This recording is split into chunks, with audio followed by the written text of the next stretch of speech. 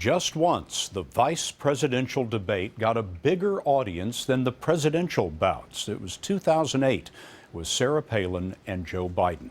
But often it is this undercard that creates the most memorable moments. Chip Reid remembers.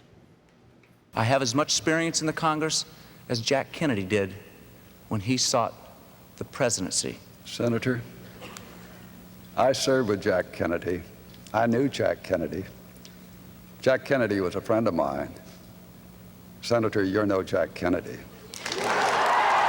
That put down by Senator Lloyd Bentsen in 1988 was one of the most memorable in vice presidential debate history. But Senator Dan Quayle got the last laugh. He and George H.W. Bush won the election.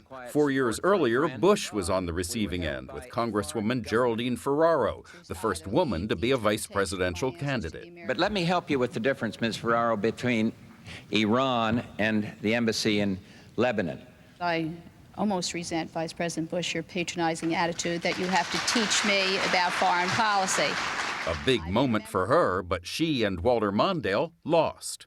John Sides, who teaches political science at George Washington University, says a VP debate is unlikely to change the course of a campaign, and it's important for the candidates to know their place, especially this year.